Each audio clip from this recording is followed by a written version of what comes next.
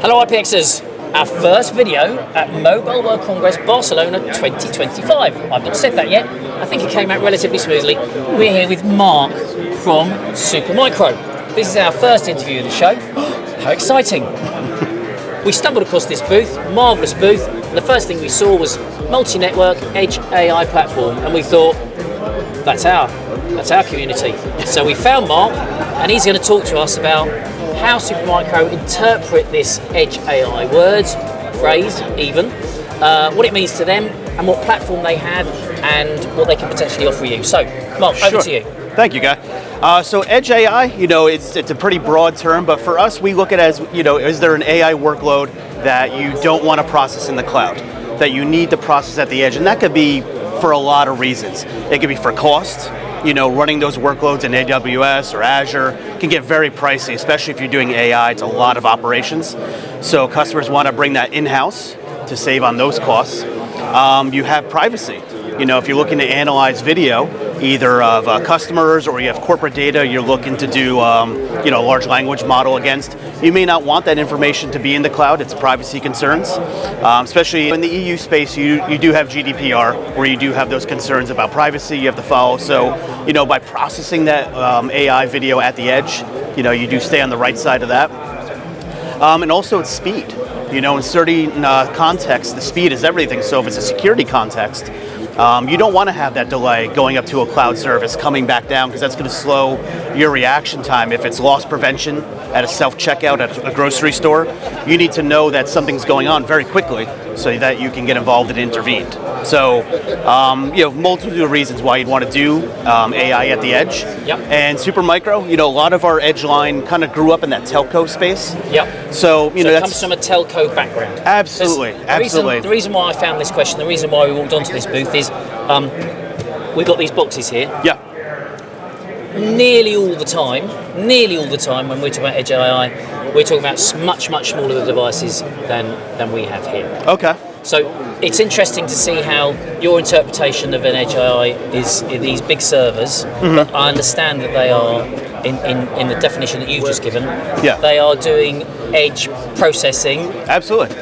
Remotely and not communicating to the cloud. So we come from an embedded background, our community is from an embedded background, but this is still, although this is an embedded device, it's got everything in it, this is still an embedded solution because it's doing all the things and solving all the problems that you were just talking about. Right. So how do you solve these problems? What's inside these devices that give our engineering audience a solution?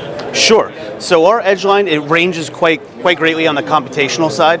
So we have everything from low power embedded processors, even down to like an Atom processor from Intel, all the way up to this guy who has a scalable Xeon. So you're talking a data center grade processor. So we run the full range, but you see the common theme is that they're small.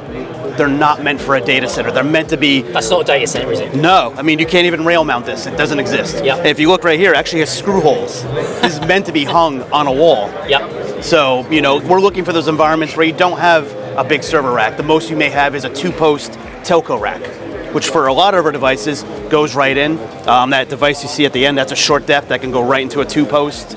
We have 1U. Really, a lot of the size is dictated around what do you need? What's the power you need? So if you need an Atom, we can go to something that's palm-sized. If you need something a little larger, you start to get into Core Ultra, start to get into Xeons or AMD EPYC. That's when you see the systems grow in size to handle that thermal load. But it's also about expandability. So the smallest device we have that you could put, say, a low-profile GPU for AI acceleration will be this guy here, our E300, and it has a low-profile slot. So say for like an NVIDIA L4. If you want to talk about scalability, where, hey, I want to have multiple cards, or hey, I'm not sure what I need at the moment, but I know I need something in the future, you can start to look at a box like this, where you have multiple expansion options, or same thing here with this guy that we talked about, where you get 3 full height, full length cards, or slots, 4 cards in the future. So when you made these, obviously there's a degree of not just scalability, but you can actually ask to what actually goes inside these boxes. I take it they're not bought off the shelf. Right. Yeah. Yeah. So when you decided to make these, did you have specific applications in mind in terms of the data they were going to handle? Quite a few of the boxes arose from customer need at the moment, Right. where customer approached us with a design. Because Supermicro, we're an ODM, right? We're a visual design manufacturer that's become an OEM, but we're still very much an engineering company at heart. So when a customer comes to us with a problem, we want to help them. Yep. So for several of these boxes, I actually believe this is one of them, it was based off customer need. They said, hey, we need a Xeon level processor, Xeon D, needs to be fanless for an environment where there's a lot of particulates in the air, the environmentals are wide. What can you do? We came up with the 302. And now that's a normal product for us that we've been advancing. As processors advance, there's newer versions of it. So what applications then, let's just get straight to it. Sure. What applications are you solving? Because obviously, at the end of the day, they come down to power, don't they? So they come down to processing power. That's Sure. what's going on here. So where do you see Edge AI? What kind of applications do you see these boxes solving today? So our audience can understand, is that me? Is this something that I should be thinking about? Sure. I mean, basically every vertical, healthcare, manufacturing, industrial. I particularly focus on retail and security and surveillance. So in a retail aspect, you will see these boxes in the back of a store doing store operations. So, say it's a quick service restaurant, we'll use one box to run their point of sale, kitchen management, inventory management, digital menu boards. They'll centralize all that workload on one server. Wow. But then they also want to have an eye towards the future. So even if they're not doing AI in the store right now, they want to know, hey, in 2 years when I do want it, I don't want to rip and replace something I just put in. I want to have the expandability to throw in an AI accelerator, whatever it may be. Yep. And now this is now my Edge AI server as well. So you have customers that are doing it right now. Very common use cases, loss prevention in retail, self-checkouts, or even manned checkouts looking for people stealing. But there's other uses too. In quick service restaurants, you're seeing AI order taking at the drive-thru. So without that kind of thing. pointing out the bleeding obvious being a relatively UK phrase, the very obvious rather than the bleeding obvious, no cloud, doing everything there. That's what these boxes are meant for. Of course, ultimately it's up to the customer, but these boxes give them the power, the local processing power, the storage, everything they need to do everything locally if they choose. Right, okay. And then just run through these in the different, again, because a lot going on there. What's the difference? When you scale down, what's the difference between, you basically described, that's a whole business sitting in there. Yeah, absolutely. Just about everything that a business would have sitting in there. These do different things. So at what point do you go from there? I'm only going by size, it's probably silly. Probably size doesn't really matter, but anyway, because I'm a simple-minded... That's what I tell people all the time. I'm a simple-minded human being, I'm presuming that does less than that. So what is the difference in the applications that you see when you start doing this kind of stuff? Sure. Obviously, it's going to come down to workload. What are you looking to do? So we talk about store operations. We have customers doing that on this guy. I also have customers doing that on this. Right. So again, quick service restaurant in the US that probably all of you have heard of. They serve Mexican food. They have 2 of these in the back of their store, every location in the US running store operations. So they didn't have a need for AI. They didn't want to go down that road. Right. So we just need store operations. So we went with this. It does have the low profile slot if they do want to go down that road. But you also got to remember too, for AI acceleration, it's not just big GPUs. You have M.2 form factor accelerators for various companies. There's about a dozen out there. Yep. So even if you have a smaller embedded system where maybe you don't have that expansion slot, you can use an M.2 form factor and still get very good acceleration.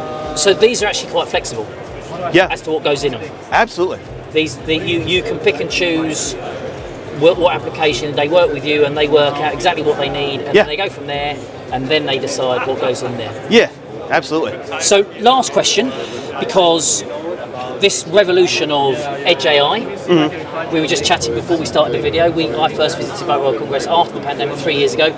No one was even saying Edge AI. No one even, I'm sure they were, people say yes. There'll be a comment going, yes they were, but anyway, no one was.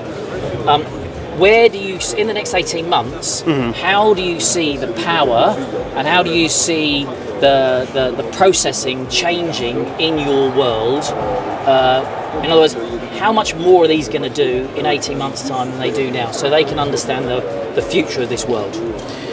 So I think what's happening now in the industry is that the hype of AI, it's starting to catch up to reality. We're starting to see things that we're talking about, maybe fanciful ideas, even even a year ago, are becoming reality now and becoming real use cases. You know, retailers are really starting to see, or the industry in general, starting to see the power of AI and that it's a real thing and it can help my business, it can save me money. How many customers at the moment? This is probably proprietary information, so if you don't want to ask the question, it's absolutely fine. How many customers are you seeing at the moment using actual machine learning to see data patterns and to see things going on in their boxes? More and more, for sure.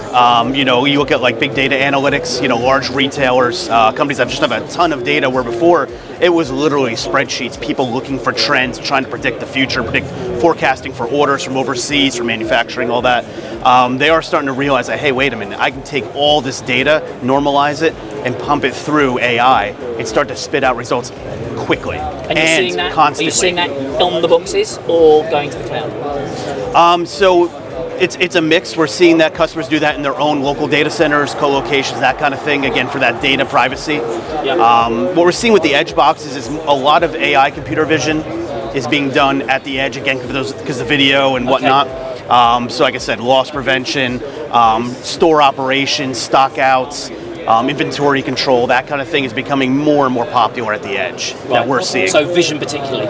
Vision particularly is well suited for this, or these boxes I should say are well suited for AI computer vision, like I was saying before, again, for that speed of analysis, keeping the video local, bandwidth concerns. I mean, you're seeing that retail, security, manufacturing, healthcare, where they're just doing that analysis right then and there. Yep. And these boxes, because they're getting so powerful now and smaller, that's a reality.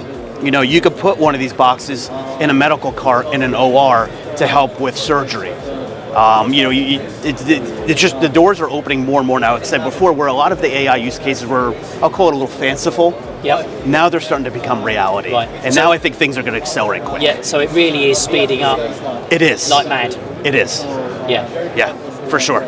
Mark, you have been our first video at Mobile Congress. You've been an absolute pleasure. Thank you very much for that introduction. Thank you. So we've been talking about multi-network edge AI platform with these that you wouldn't have expected. As I say, most of the time we're talking about much smaller devices, but these are just showing you how you can use these in real case examples now to do AI processing without the cloud, on the edge, in all those applications that you said. Thank you very much. Yeah.